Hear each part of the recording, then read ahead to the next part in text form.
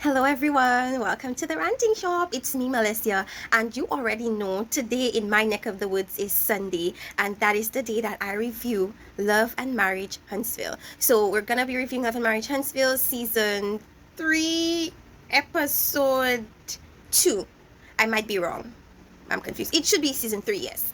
So we're gonna start off with Kimmy. Kimmy talks to her husband Marceau about Letitia's second master's degree party, and she spoke about when all of the minions came to her asking her questions, basically questioning her loyalty to Letitia. And she went to her husband to get a second opinion of whether she acted within bounds or whether she was off kilter.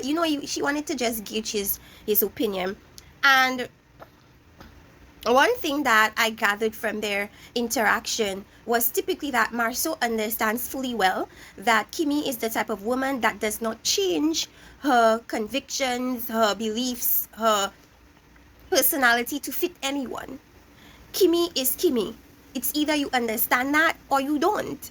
And Letitia does not understand that, and Maurice is like, if she's expecting Kimmy to change, she doesn't know Kimmy. And I feel like she truly doesn't know who Kimmy is. She had a perception of what she thought Kimmy would be as a stepsister, but Kimmy is not that type of ride or die. Letitia has to understand that everybody does not follow the same belief system that her family does. Her family would cover you if you killed somebody. Her family would cover you and lie for you if you stole. That is not in a lot of other people's code of ethics. And yes, it seems as if that is the ultimate loyal act in Letitia's family, but in the rest of the world, a lot of people don't do that. A lot of people stick to what's right and they do what's right. So for Tisha to expect that from Kimmy and to change her belief system and to be somebody that she's not to please Letitia. Hello, Letitia, are you a queen or something? Do you rule a country? Talking about, I have certain rules and expectations, and if she doesn't follow that, then girl, what are you talking about? So now you're a queen and you have expectations of people, and people should abide by those expectations. Hello? Excuse me? That didn't come off too good. Like the way I heard, that didn't come off too good. I don't know what she was trying to get with that. That didn't come off good at all. And the funny thing about it is when she was talking to her husband Marceau, she fully understands that her mother is the source of a lot of disagreements and conflict. She understands and she knows that. And the fact that her mother wasn't there, she didn't have to involve herself in any conflict and cover for her mother and coddle her mother like her mother does nothing wrong. So I'm happy she sees that and she's aware that her mother is the source of the drama. So, of course, she talks to her husband about her exchange with Kimmy, and Marceau talks about the attack from Tisha's cousins and her brother T-Man, and he was like, your family members were trying to check me. And she was like, oh, well, it's social media, and, they run with that social media stuff. Tisha, that it's you that is the source of a lot of how they feel about Marceau. I truly believe that you are the ones that plant these seeds in your family's heads. And now you're trying to act like, oh, it's the social media. These people just run with social media. Girl, please. And they go on the topic of, what am I saying? They go on the topic of, T-Man asking Marceau if he has an outside baby. Now, I think they cut that out because I don't remember really seeing that. But he was like, do you have an outside child? Because, of course, that person on social media and all about the tea and all these other sources had, gone with the assumption based on somebody's claim on Twitter that he indeed had an outside child. So he's asking from, I suppose, an outside standpoint. And he was like, Letitia is like, well, that's not true. Well, at least give him a chance to, see whether it's true or not. She's like, that's not true, because if that was true, I would have left you and taken you for everything you had, and you wouldn't even be alive. Okay? Committing murders, are we? But it was just really funny to me that Marceau was like, well, if you had an outside child, I'd forgive you. What? Sir? What? And the way I processed that was just him.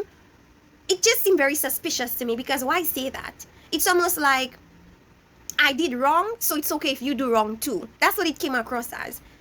Don't let me find out that Marceau really has an outside kid, because I'm already on that bandwagon that you do have an outside child, don't throw me over the edge, because I'm already tipping to the other side, because you are grimy. You and Martell used to be good friends. You guys used to be down to the bar chasing skirts, and because you covered your tracks a little bit better, you haven't been caught yet. But I do not put it past you.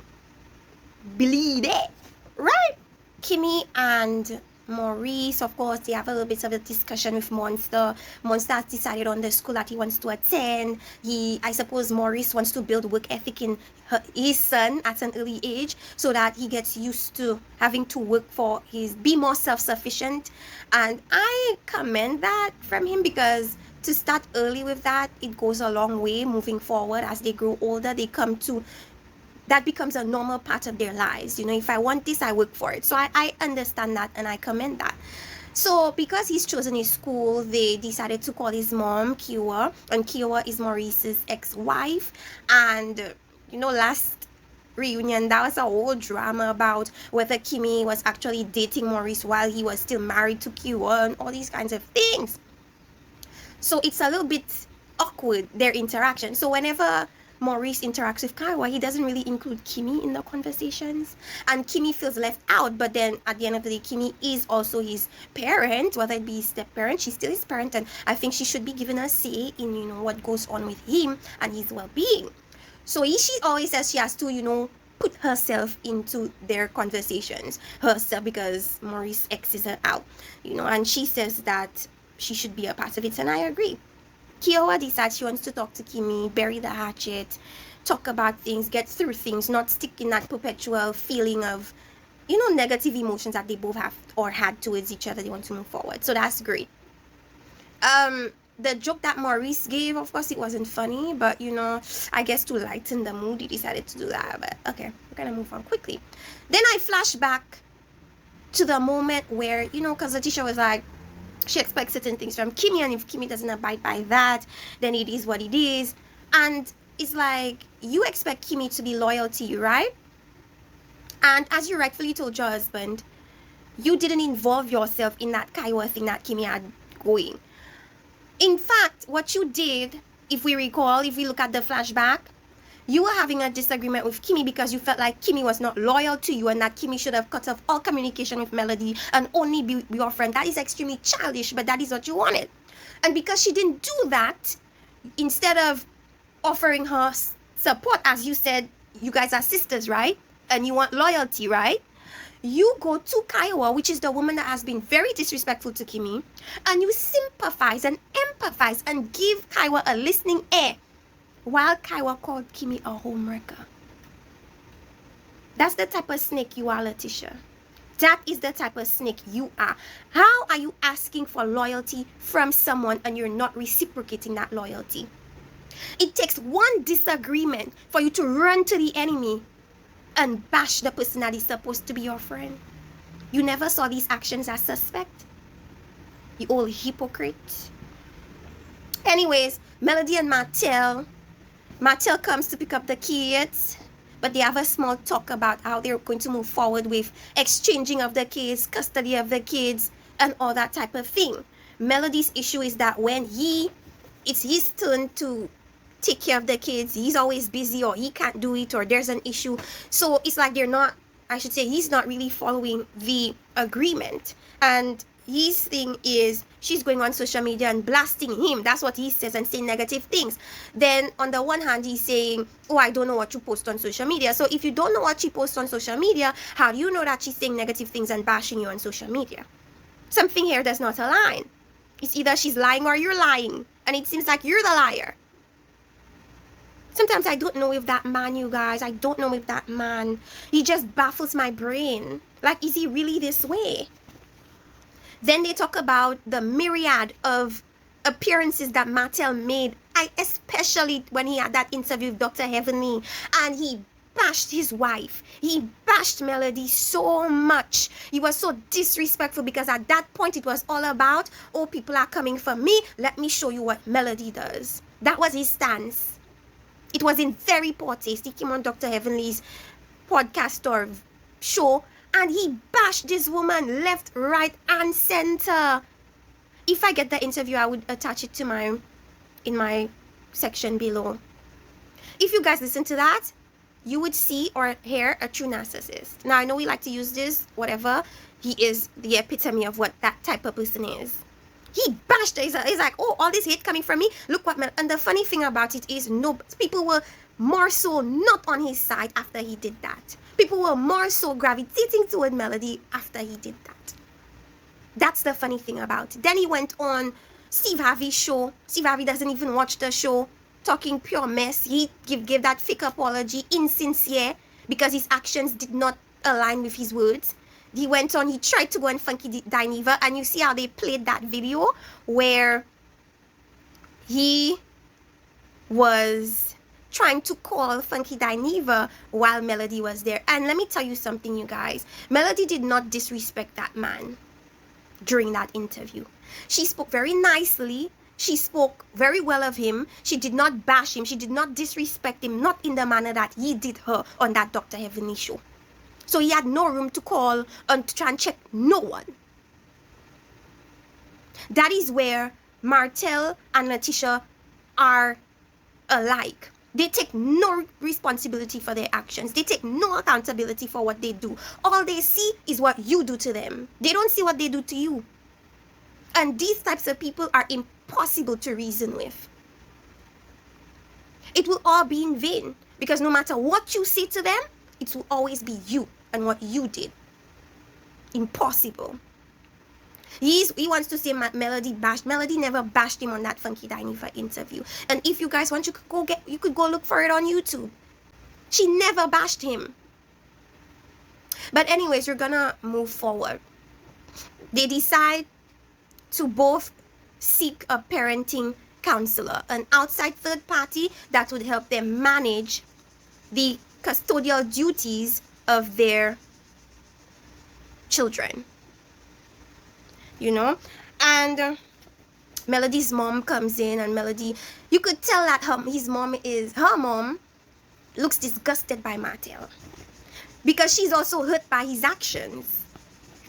Because Melody's mom never expected that her child would be a single parent.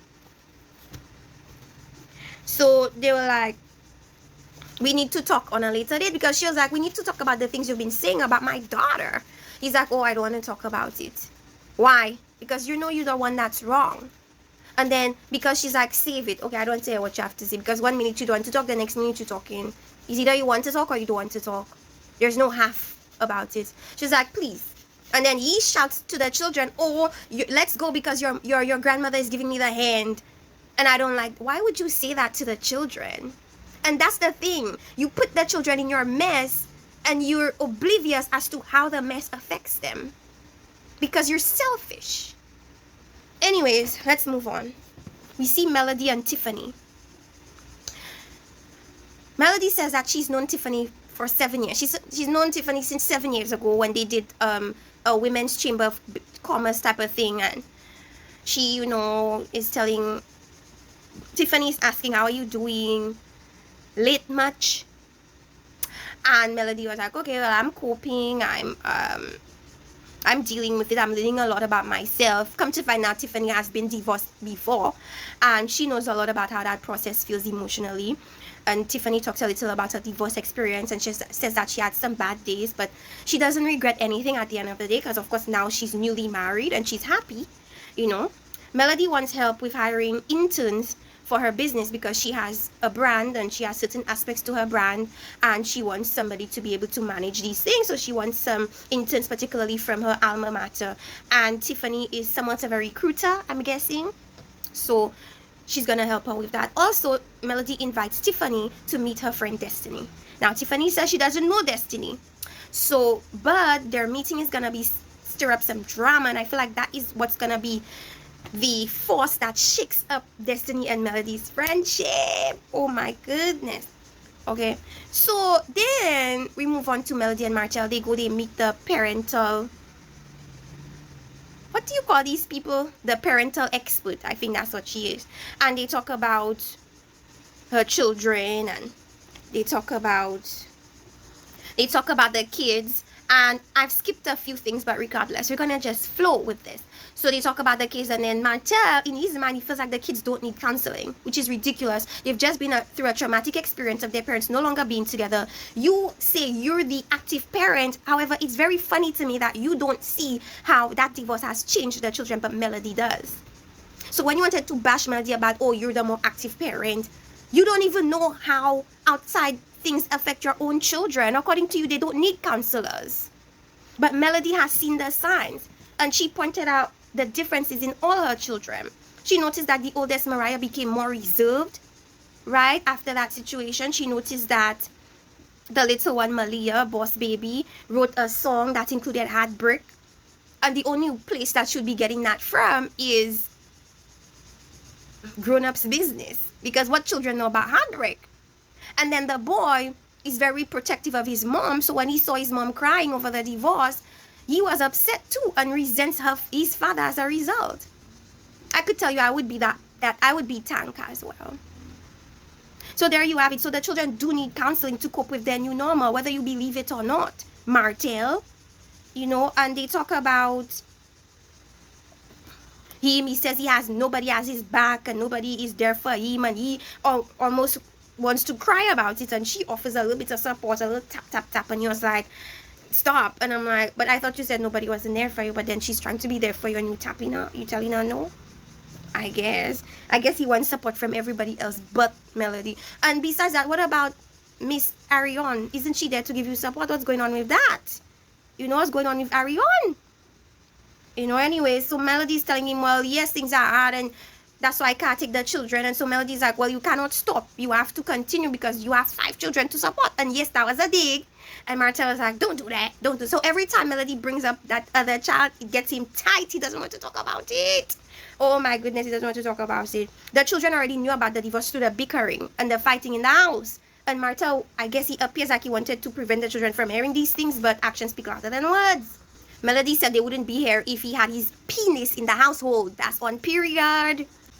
You guys, I forgot to talk about Chris and Martel's meeting. Now remember, Chris decided to go to Melody first to ask whether she would be available to make houses on the property on the 47 acres. And Melody decided to be courteous to Martel and have him talk to Martel first, because according to her, Martel is passionate about the project. And Chris's whole thing was that the client, the developer, wanted him to talk to and ask Melody, since Melody is the name on the deed and Melody is the one that has the business license. And Martel just felt as a friend, Chris should have came to him first. But Chris's point is that don't mix business and friendship, because at the end of the day, business is business, and that's what the client wanted. The client wanted me to reach out to Melody, so that's what I did. And Martel is like, but you're my friend. I brought the deal to the table. I did this and I did that. And so Chris is like, there you go, mixing friendship and business. And there needs to be a distinction. And I do agree with that. But at the end of the day, if you've benefited from his friendship relationship in terms of him bringing that into business, then why is it a problem now? But I do understand that business is business at the end of the day, and friendships have really no place in it. In fact, friendships spoil business dealings and business decisions. So I suppose, yeah, but Martel does feel a type of way about it, and wanted to check Chris for that thing that he did. At least Chris told you. Melody wants her children to meet their new sibling. Martel has to arrange that. Who knows how that's going to go about. They discussed the 47 acres. And Melody was like, although I give him the courtesy to call you first, I'm still going to think of myself and build houses on that property. Martel is tight about that and rushes off. And that's it for this episode. You guys like and subscribe. See you next time for our review of Love and Marriage Huntsville. Bye.